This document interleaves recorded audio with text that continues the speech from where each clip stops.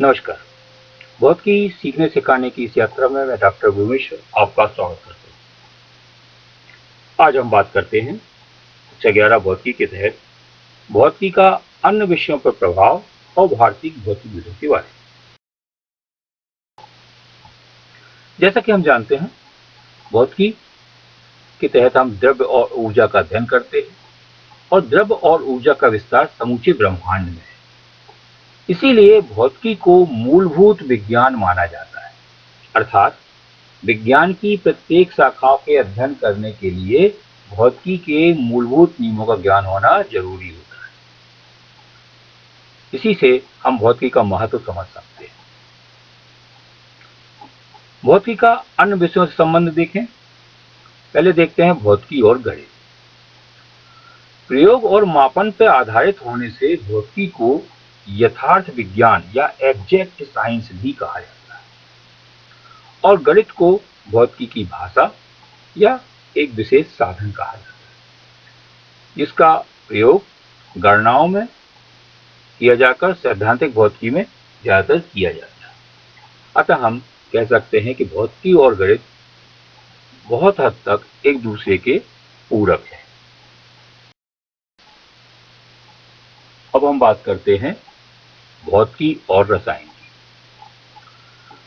परमाणु, कण व नाभिकीय भौतिकी जैसी शाखाओं की युक्तियों, अनुप्रयोगों व खोजों तथा द्रव्य ऊर्जा अंतरक्रिया के कारण भौतिकी का रसायन पर अत्यधिक प्रभाव है और इसी कारण हम भौतिक रसायन शाखा का प्रादुर्भाव हुआ देखते हैं।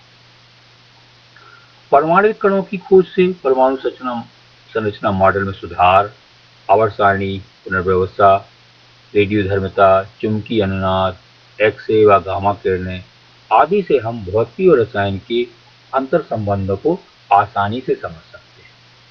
हम कह सकते हैं कि भौतिकी और रसायन घनिष्ठ रूप से संबंधित है। अब हम देखते हैं भौतिकी और जीव विज्ञान।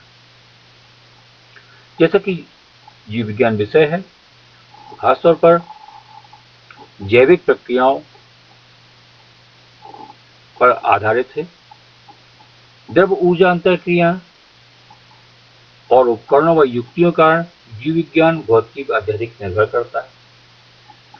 हम सरल शब्दों में कह सकते हैं कि जीव विज्ञान को अध्ययन करने के लिए जिन उपकरणों युक्तियों की आवश्यकता है उसे भौतिकी से प्राप्त होते हैं, जैसे माइक्रोस्कोप, एक्स-रे व गामा किरणें, विवर्तन, रेडियोआइसोटोप, जिनका उपयोग चिकित्सा में भी होता है।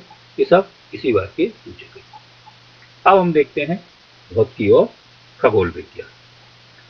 भौतिकी के नियमों और तकनीकों जैसे टेलीस्कोप, रेडियो टेलीस्कोप, विकिरण, स्पेक्ट्रोस्कोपी आदि के कारण भौतिकी और खगोल विज्ञान आपस में घनिष्ठ रूप से संबंधित है। एक प्रकार से खगोल विज्ञान को भी जिन उपकरणों की, जिन सिद्धांतों, नियमों की आवश्यकता पड़ती है वो भौतिकी से ही मिलते हैं। अतः अब हम बात करते हैं भौतिकी और समाज की, या सरल शब्दों में कहें कि भौतिकी की उपयोगिता समाज के लिए क्या है।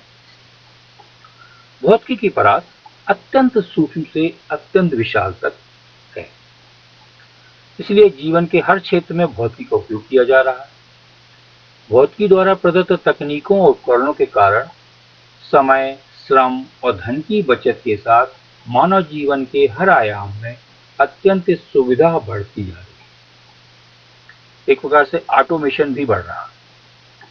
विद्युत ऊर्जा पर आधारित उपकरणों पर निर्भरता, दूरसंचार साधनों के व्यापक उपयोग, आवागमन के तीव्र साधन, कंप्यूटर, टीवी, मोबाइल, इंटरनेट, ऊर्जा दोहन के अनुप्रयोग आदि ने मानव जीवन को पहले से बहुत ही ज्यादा बदल दिया है।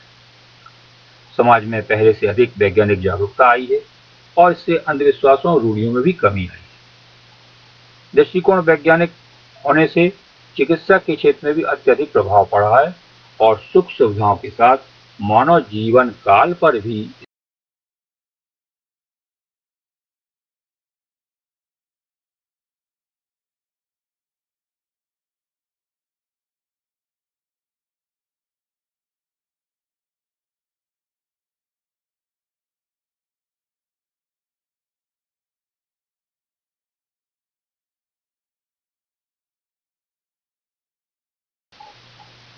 अब हम बात करते हैं भौतिकी और प्रौद्योगिकी की संबंध की, या हम कह सकते हैं फिजिक्स और टेक्नोलॉजी के संबंध। सबसे पहले समझते हैं टेक्नोलॉजी है क्या। वैज्ञानिक युक्तियों, सिद्धांत और नियमों की मदद से असंसाधनों को, नॉन रिसोर्सेज को संसाधनों में, रिसोर्सेज में बदलने की प्रक्रिया को हम प्रौद्योगिकी या टेक्नोलॉजी कहते हैं, और इसे दूसरे शब्दों में अनुप्रयुक्त भौतिकी या एप्लाइड फिजिक्स भी कहा जाता है। आज जीवन के हर क्षेत्र में मानव अपने लिए जो सुविधाओं का विस्तार करते जा रहा है वो अनुप्रयुक्त भौतिकी के सिद्धांतों और नियमों पर आधारित यंत्रों और युक्तियों से ही संभव हो सका है। चिकित्सा में नए नए अनुप्रयोग से बीमारियों के निदान, ऊर्जा उपयोग और दोहन के नए नए साधनों से सुविधा होना, पहले की तुलना में अधिक तीव्र आवागमन, दूरसंचार, मनोरंजन के साधन होना, टीवी, कंप्यूटर आदि स्वचालित मशीनों का प्रयोग होना आदि से मानव जीवन पहले से अधिक उन्नत और लाभान्वित हुआ है। हर दिन नए नए आविष्कारों से मानव जीवन में प्रौद्योगिकी पर निर्भरता बढ़ती जा रही है। अतः भौतिकी और प्रौद्योगिकी घनिष्ठ रूप से अंतर संबंधित है।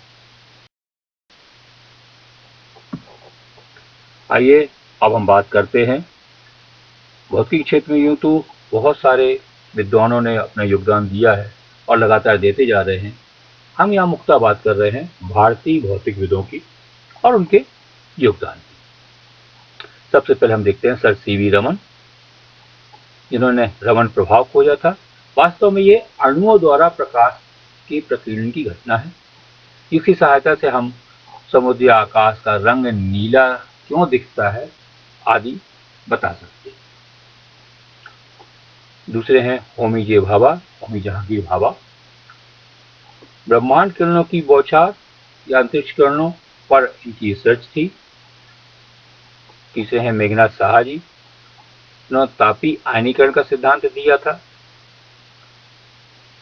फिर है सत्येंद्रनाथ बोस जी, SN बोस, जिन्होंने बोस आइंस्टीन सांख्यिकी का विकास किया, उसके लिए जाने जाते हैं। यहाँ आपको ये भी याद दिला दें कि SN बोस ने ही 100 में से अधिक नंबर प्राप्त किए थे। फिर हैं S चंद्रशेखर, सुब्रमण्यम चंद्रशेखर, जिन्होंने तारों की जीवन गाथा या ब्लैक होल या चंद्रशेखर लिमिट जैसी बातों को उन्होंने बताया था। और लास्ट में आते हैं जगदीश चंद्र बोस, जो कहीं कहीं पे आप उनको जगचंद बसु भी पढ़ते हैं। इन्होंने बेतार संदेश या रिमोट कंट्रोल उस जमाने में कोहरर नाम के उपकरण से प्रस्तुत किया था, किंतु हालांकि ये नोबेल प्राइज के हकदार थे, कतिपय कारणों से वो नहीं मिल सका, जिससे ये अत्यंत क्षुब्ध हो गए और उन्होंने अपना क्षेत्र ही बदल के बायोलॉजी कर लिया। लेकिन वहां पर भी इन्होंने पौधों में चेतना होती है आदि को कैस्कोग्राफ जैसे उपकरणों से सिद्ध किया। तो ये हमारे मुख्य भारतीय भौतिकविदों के योगदान है। लिस्ट बड़ी लंबी है, ये केवल चंद उदाहरण। दोस्तों, निःशुल्क भौतिकी शिक्षण का यह प्रयास यदि आपको पसंद आया हो तो इसे अवश्य ही लाइक और शेयर कर इस चैनल को सब्सक्राइब जरूर करें, क्योंकि कहते हैं एक शब्द, एक विचार और एक प्रयास से कभी कभार किसी का जीवन बदल जाता है। आपका शुभचिंतक डॉक्टर विभू मिश्र।